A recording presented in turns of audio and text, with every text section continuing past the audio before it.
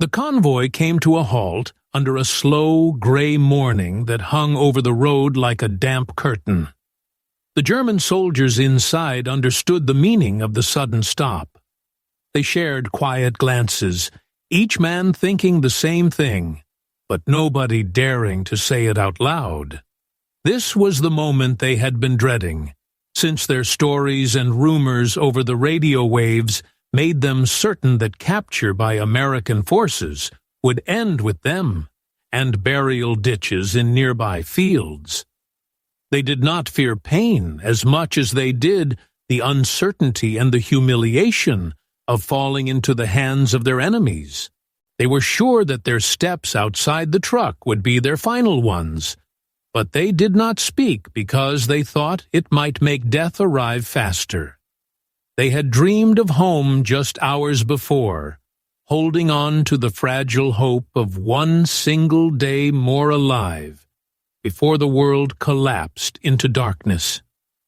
As the door opened, they did not see the rage or execution post they expected. Instead, they saw American military police standing with rifles held low and expressions calm, enough so it took each German by complete surprise. It felt like they did not belong into this scene. They had expected shouting and beatings and violent searches, but the only commands were short and controlled. They were told to step down one by one, keep moving, and wait in the line forming near the edge of the road. Even while following the orders, they sensed this too likely was some kind of preparation for the suffering that would come afterward, because why could it take this simple form if not for a crusher ending waiting around the bend? Within every man's mind, the images were the same: executions with bound hands, starvation camps, and fields filled with snow-covered bodies from stories passed by veterans from the Eastern Front.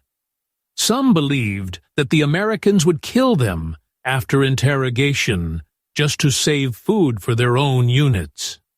Others were sure they would be driven like animals until they collapsed in labor camps, just to keep them from returning to the fight. Every new minute only fed these fears, and over their shoulders the muffled sounds from distant artillery reinforced the idea that the last chapter of their lives was unfolding. Before the column moved again, one of the German soldiers in a rough voice asked if he would ever see his family again. He expected no living answer, because why could an enemy care for his suffering? But as the American soldier near him responded, with a plain, steady tone, something unexpected shifted. The words were simple, assuring him nobody intended to harm him, and he was safe for as long as he followed orders. The German soldier could not fully believe this comfort, yet he felt something tilt inside him, like a thin beam of light cutting through the smoke. He wondered if this was a form of psychological torment, or a trick to settle them into relaxation before the worst part began. As they waited, the daylight pulsed again, and the wind carried the first clear reminder that they survived another hour. This hour gave breathing room to the thoughts that perhaps passing silence was not the prelude to death, but just a mirage before the real ordeal. They were not ready to change beliefs, because they had been so carried by terrifying stories. That fear stayed like a muscle cramp hiding beneath their fear of humiliation and pain. Before we continue deeper into this story, it is a good time to give you a short reminder. If this video helps you better understand those tense moments and the unexpected truth behind what happened next, taking a second to subscribe really supports our work. It is quick and non-intrusive, but it helps us create even more detailed stories for you. Now let us return to the German soldiers and their unfolding reality. When the Americans finally organized the group and ordered them to march, The Germans thought they were heading toward a temporary holding point before execution. They could not imagine a future beyond the next 20 minutes. The trees on the horizon looked like the edge of a world that would swallow them long before they reached it.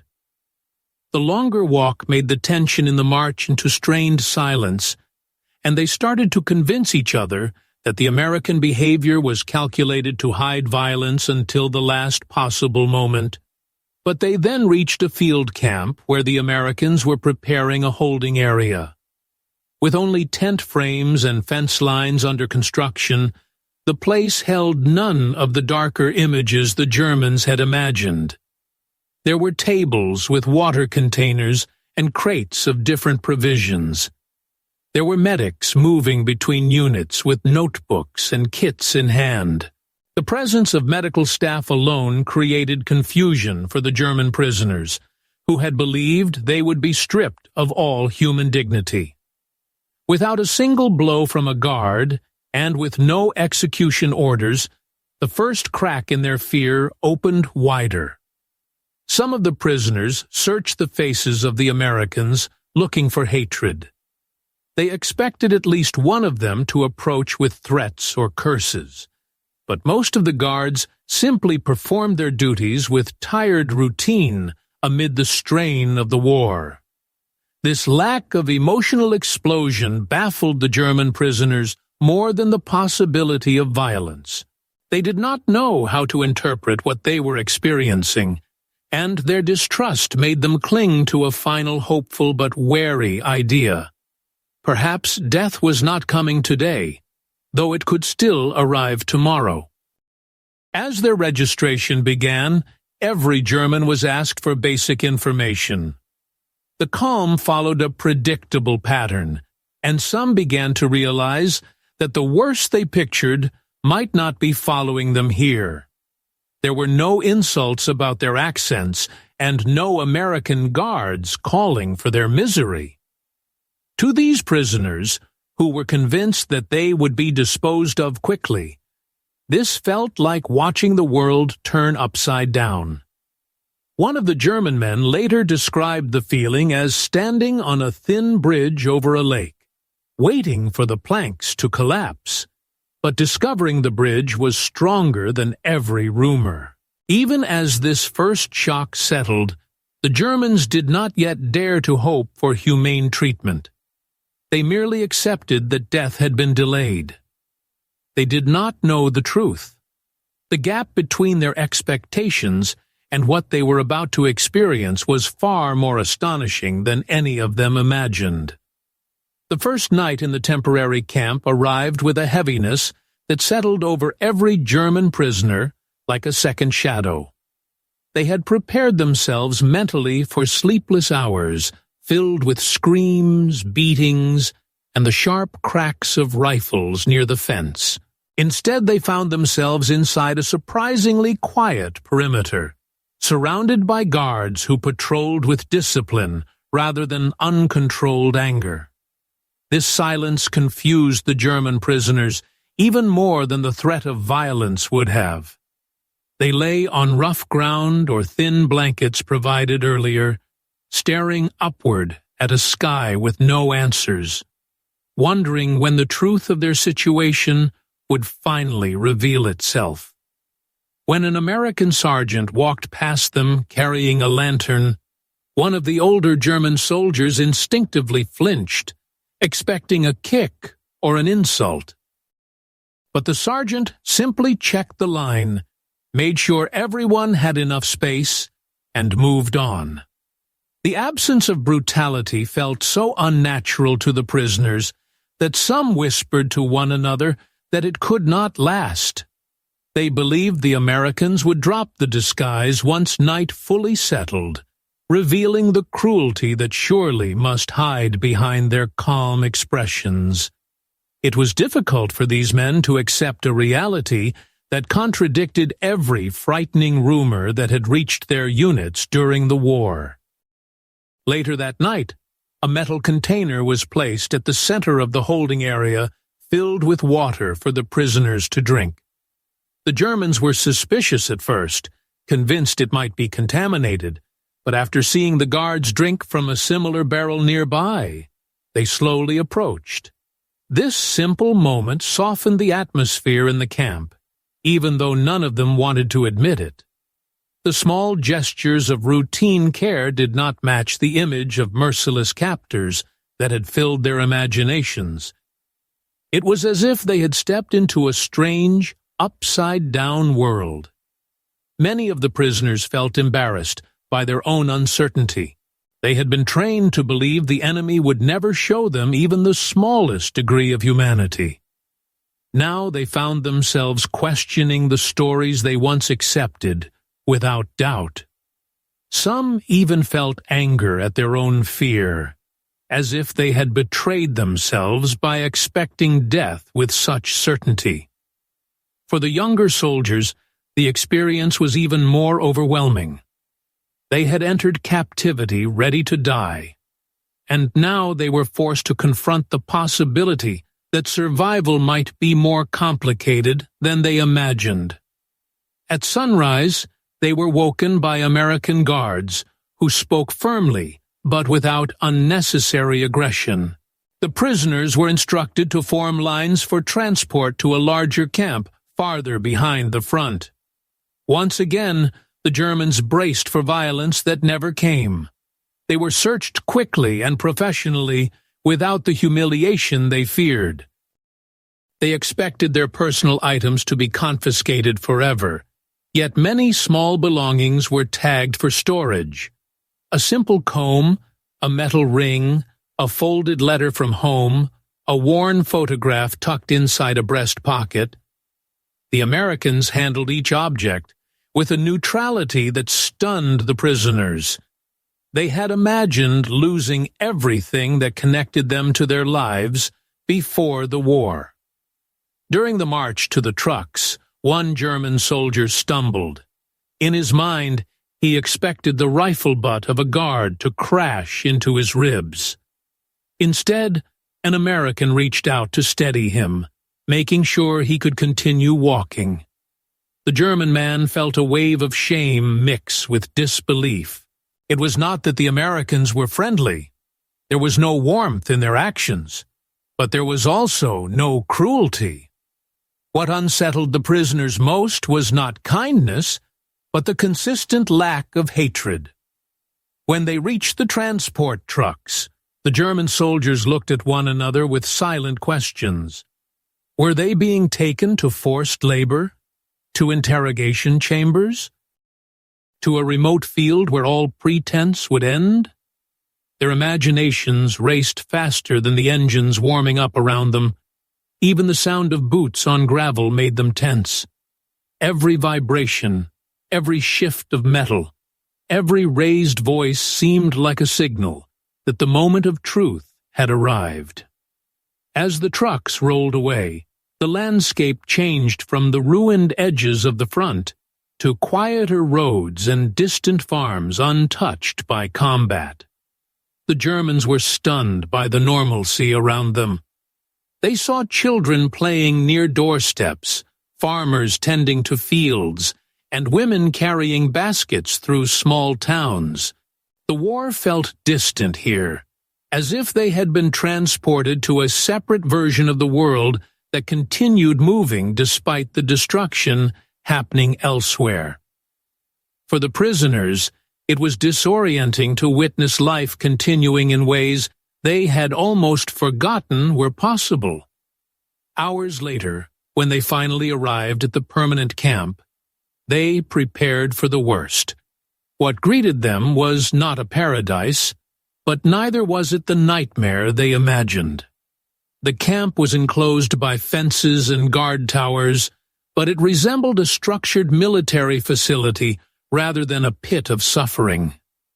Barracks stood in neat lines, their roofs reflecting the afternoon light. A barrack designated for meals stood near the entrance, and behind it, the Germans could see a space that looked like a recreation field, though they could hardly believe such a thing could be for prisoners. Upon entering, they were ordered to sit on benches as American personnel walked through the rows, checking for injuries. A medic stopped in front of a young German recruit whose arm had been badly cut days earlier. The recruit tried to hide the wound, expecting punishment if he admitted weakness. But the medic examined the arm without criticism, cleaned it, applied a bandage, and instructed him to return the next day for inspection. The young soldier stared at the medic as if he had just encountered a creature from another world. Mealtime was next.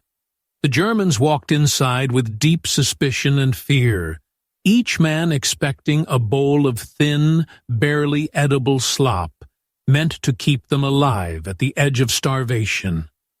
Instead, they received portions that seemed impossibly generous for a prison camp. Bread, potatoes, stew thick enough that it hardly moved in the metal bowls. It felt surreal to many of them. Some even refused to eat at first, believing it to be a trick or a temporary show. But no trick came. No punishment followed. No secret convoy arrived to take them somewhere darker. As the night fell over the camp, German prisoners sat quietly on their bunks, struggling to understand the contradiction that defined their new reality. Everything around them felt temporary, fragile, unbelievable. They did not yet know the full truth, because the deeper contrast, the shocking difference between what they expected and what they would actually experience, had only begun to reveal itself. The first full day inside the permanent camp began with confusion, unease, and a strange sense of disbelief among the German prisoners. They woke to the distant sound of an American bugle, something they associated with disciplined military life, rather than the raw hostility they expected from captivity. Outside the barracks, guards moved with the same steady rhythm as the day before, showing no interest in asserting dominance through violence or threats. For the Germans, this calm atmosphere was far more unsettling than open cruelty would have been. Cruelty made sense in war. Discipline without hatred felt unnatural. As they stepped into the morning lines, the prisoners glanced at the guard towers expecting rifles to track their every move, yet the Americans in the towers displayed little concern.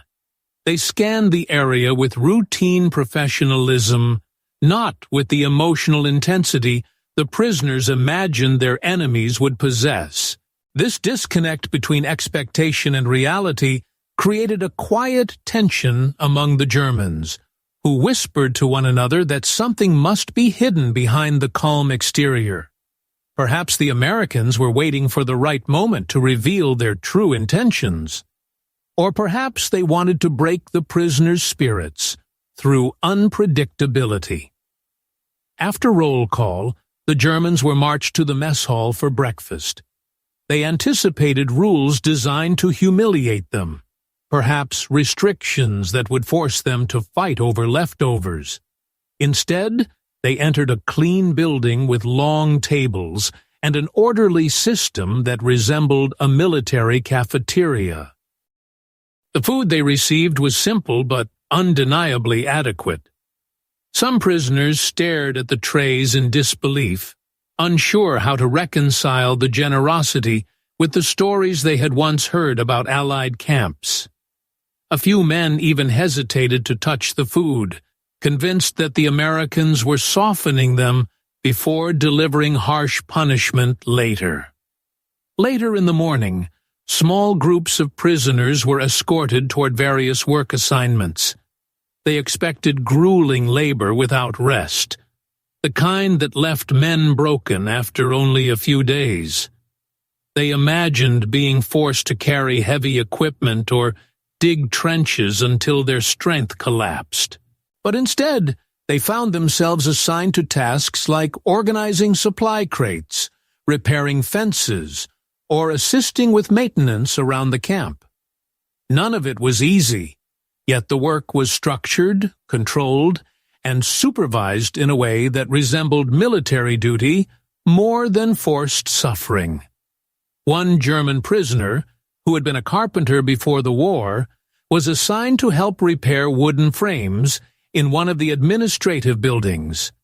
He worked quietly, expecting harsh criticism or blows if he made a mistake. But the American overseeing the job spoke to him with a tone that was firm but fair. At one point, the carpenter paused, unsure if he was allowed to sit and take a sip of water. The American noticed and told him to rest before continuing. The simplicity of the instruction stunned the German man. He did not know how to process this kind of treatment from someone he considered his enemy. Outside the administrative area, a group of prisoners gathered near the edge of a field where several Americans were setting up sports equipment. Soccer goals were being assembled, and a few guards tossed a ball back and forth while waiting for instructions. The German prisoners watched with disbelief. They assumed the equipment must have been intended for the guards, yet later that afternoon, when the day's work ended, several American soldiers invited a group of prisoners to join a game. The Germans hesitated, unable to believe the invitation was genuine. But when the game began, they found themselves running across the field, passing the ball, and laughing under the sun as if the war belonged to another lifetime. This moment became one of the first cracks in the emotional armor the prisoners carried with them. Many of them had not experienced a sense of normalcy since before the war began. The freedom to move within the camp, the ability to participate in games, and the presence of structured meals created an environment they never expected to find as prisoners. Some began to admit quietly that they had been treated better in the last 2 days than they had treated their own enemies earlier in the conflict. It was a painful realization, one that made them reconsider what they believed about honor, obedience, and the meaning of war. In the barracks later that evening, conversations erupted among the German prisoners. Some argued that the Americans were attempting to manipulate them, trying to influence their loyalty. Others insisted that the humane treatment was simply a reflection of military discipline. A few remained absolutely convinced that the Americans would eventually reveal cruelty once the prisoners let their guard down. Yet even these skeptics could not deny the evidence around them. They had seen wounded prisoners treated by medics. They had seen guards intervene when a prisoner collapsed from exhaustion. They had even seen American soldiers joke with each other while maintaining strict professionalism. The most significant shift among the prisoners came during the evening roll call, when an American officer addressed them. His tone was steady and authoritative, but not hostile. He explained the rules of the camp: no escape attempts, no violence, respect for routines, and cooperation with work assignments. In return, he said, they would receive food, shelter, medical care, and humane treatment according to established regulations. The officer spoke without cruelty or arrogance. His words were delivered as a simple truth, a contract between captor and captive. For the Germans, hearing such clarity was disorienting. They had prepared for interrogations driven by emotional hatred. Instead, they were told that cooperation would lead to predictable and fair outcomes. For soldiers who had lived through chaos and propaganda, the promise of something predictable felt almost unreal. Night settled once again over the camp, and the German prisoners sat on their bunks processing the day's events. Some stared at the ceiling of the barracks, replaying the kindnesses and the confusions in their minds. Others wrote in small notebooks they had been allowed to keep, recording the contradictions that defined their new lives. One young soldier wrote that he had expected to die 2 days earlier, yet now he had eaten 3 full meals, spoken to medics, and even played a game under the afternoon sun. The shift in experience was so dramatic that he felt as if he had stepped out of a nightmare into a strange, distant reality he did not trust. Even so, all of them sensed that something fundamental had changed inside them. The Americans were not what they had feared. The camp was not what they imagined. And the war, for the first time, felt far away. They were no longer fighting for survival on the battlefield. They were fighting to understand a world that made no sense compared to the one they had been taught to expect.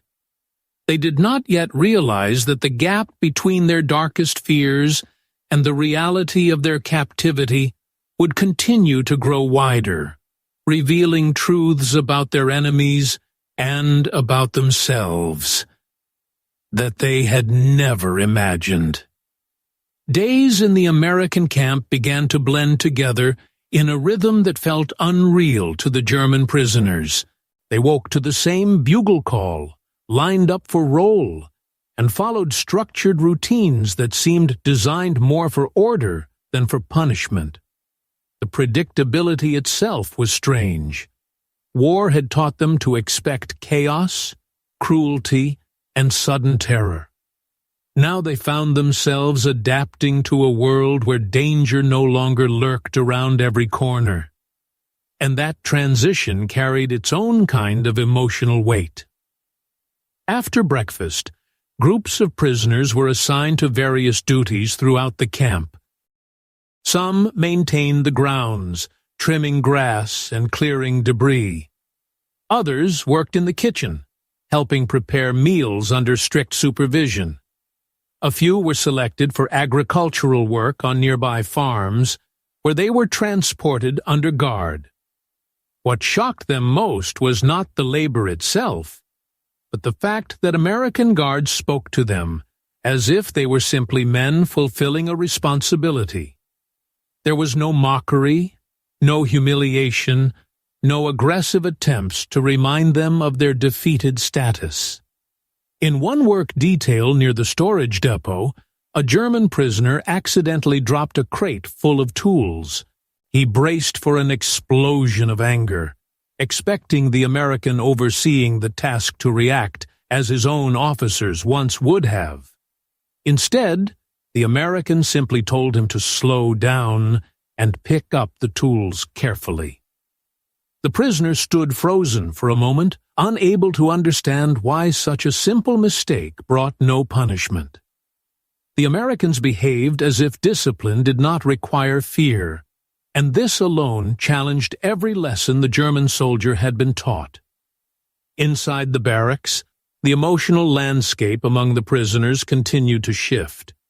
Some men had begun sleeping more peacefully, their bodies slowly recovering from the exhaustion of months on the front. Others struggled internally, unable to reconcile their expectations with reality. One older soldier confessed to another that he had spent the first night in captivity, convinced he would be shot in his sleep. Now he could not understand why he was being given food, a bunk, and access to medical care. The contradictions felt overwhelming. Occasionally, American officers conducted brief interrogations, asking about unit assignments, supply shortages, and battlefield observations. The Germans braced for pressure, threats, or torture, but the sessions remained calm and procedural. Some questions were repeated. Some were asked in different ways, but no intimidation tactics appeared. Several prisoners were stunned to discover that they were thanked afterward for their cooperation. Even those who provided little useful information left the interrogations puzzled by the restraint shown by their captors. The recreation area became a defining symbol of the camp's unusual atmosphere.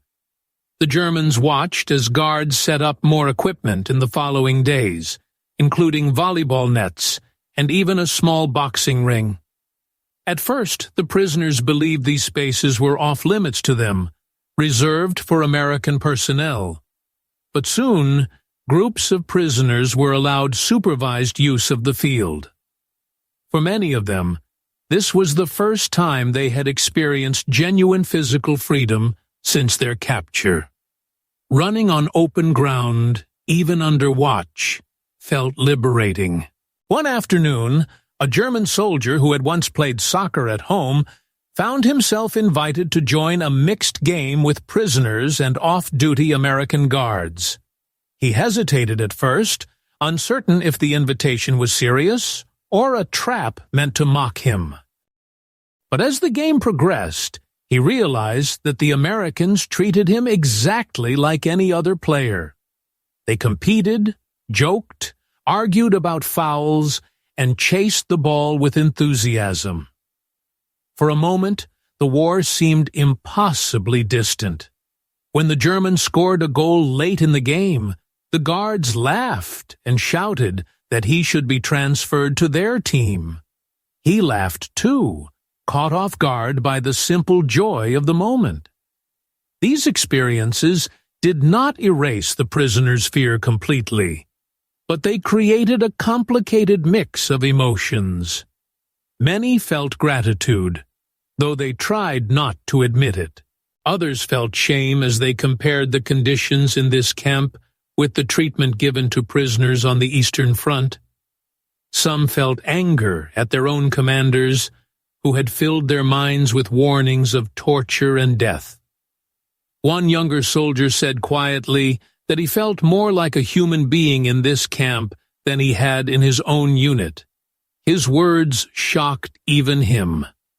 As time passed, letters from home occasionally reached the camp. German prisoners were astonished to learn that the Americans allowed them to write and receive mail. Some men wept openly when reading messages from family members who had feared the worst. One prisoner received a letter saying his father had believed him dead for 6 months and had prayed daily for a sign that he was alive. Holding the paper in his hands, the prisoner realized that captivity had given him something he no longer expected to have: a future. Evenings in the camp took on a quiet, reflective tone. Some prisoners gathered in small groups, talking about their lives before the war. Others sat alone, listening to distant voices and the faint sounds from the American camp offices. A few men read books from a small library provided to prisoners, unable to believe that their captors trusted them with such privileges.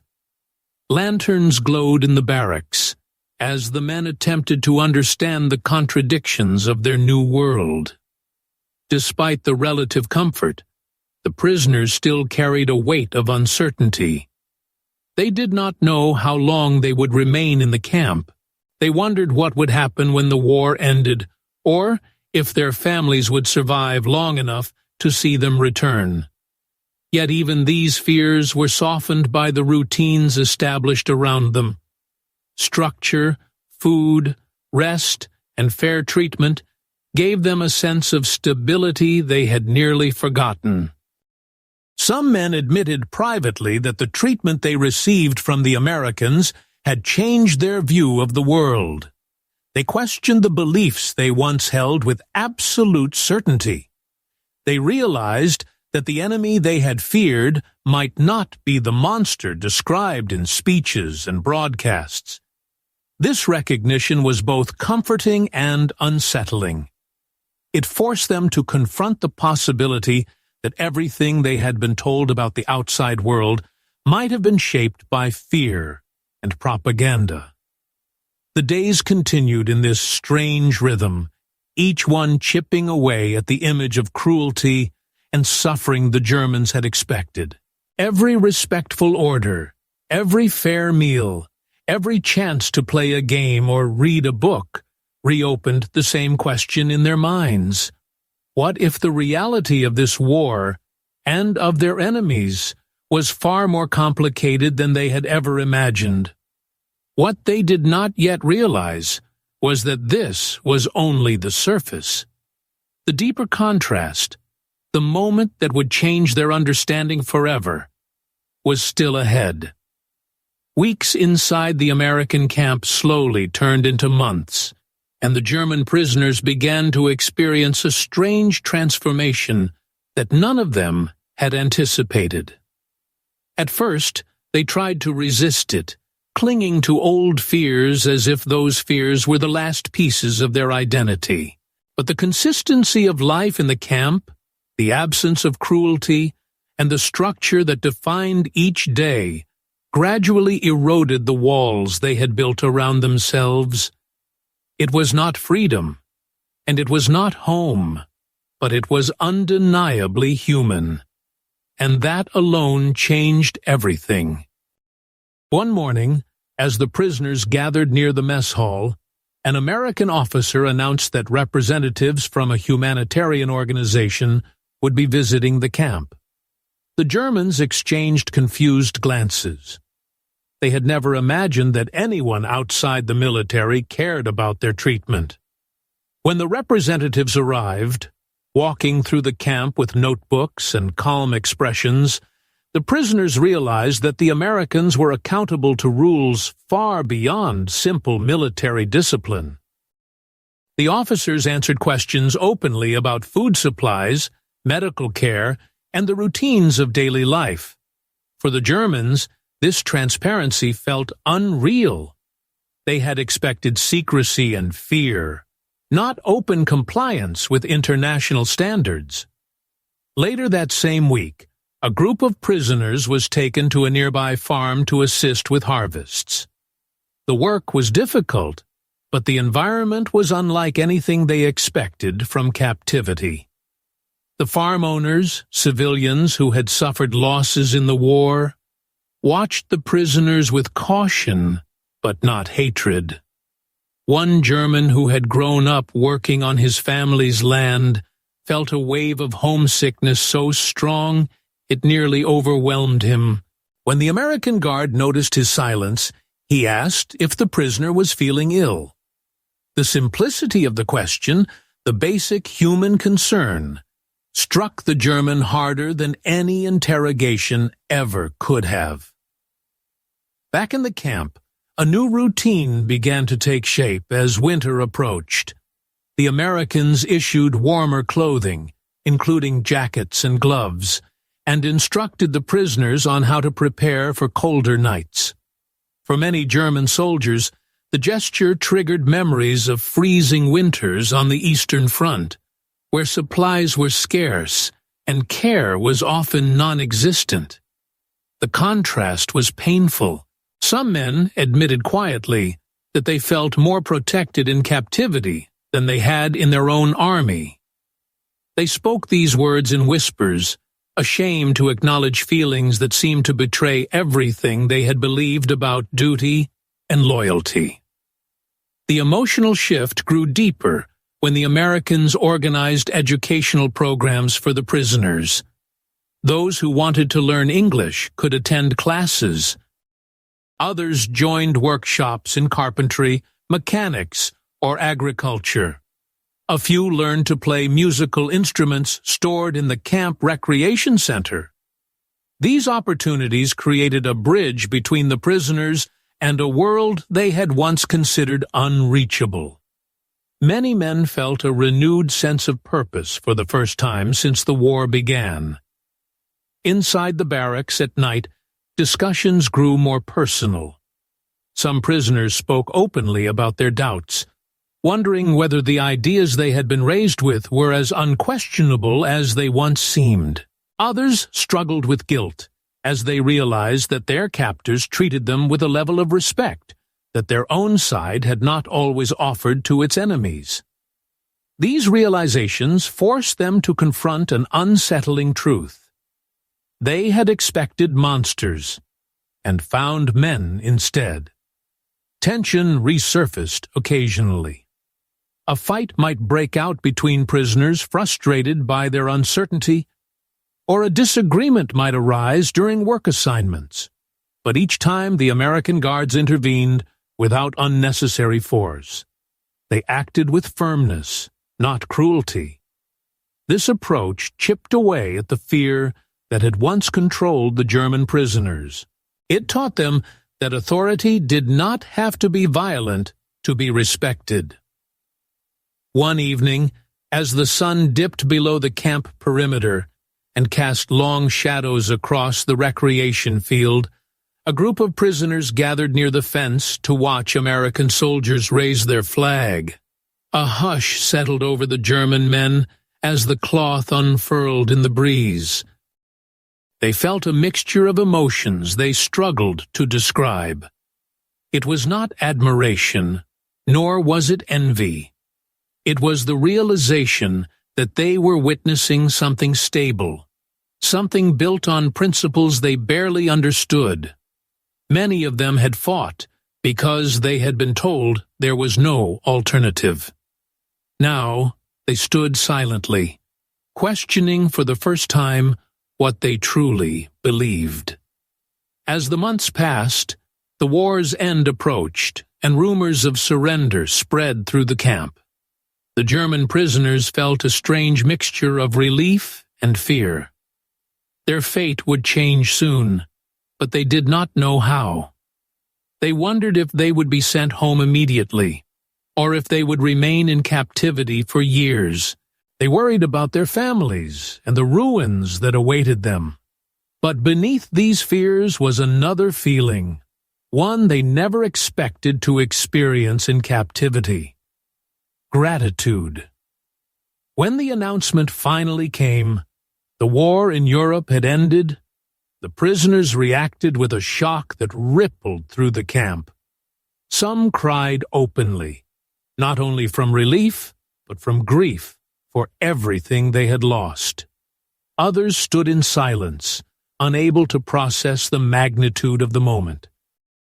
The Americans did not celebrate in front of them. Instead, they maintained a quiet respect, understanding the emotional weight their prisoners carried. As the repatriation process began, groups of German prisoners prepared to leave the camp. Many felt conflicted. Returning home was their deepest desire, yet the world outside was uncertain and changed forever. Inside the camp, they had found order, routine, and unexpectedly humane treatment. Outside, they faced the unknown. On the day they departed, the prisoners walked toward the transport trucks in calm, orderly lines. Some turned to look back at the camp one last time. They saw the guard towers, the barracks, the recreation fields, and the quiet pathways they had walked for months. They felt something they never imagined they would feel for a place of captivity, a sense of conflicted attachment. As the trucks started to move, one prisoner whispered to another that he had been certain he would die the day he was captured. Instead, he had lived to see peace, had eaten regular meals, had been treated with dignity, and had begun to question beliefs he once held with absolute conviction. His voice trembled as he said the words, because he still struggled to accept how different reality had been from his fears. The convoy rolled forward, carrying men who no longer viewed the world through the same lens they once did. Their expectations of brutality had collided with the reality of humane treatment, leaving them with a story they would carry for the rest of their lives. A story defined not by the cruelty they feared, but by the surprising humanity they found when they believed they would not live to see another sunrise. Before we end this journey, if you have followed this story to this point, and it gave you a deeper understanding of these men and their unexpected experiences, taking a moment to subscribe helps us continue creating powerful historical stories like this one. Thank you for staying with us through every step of this emotional path.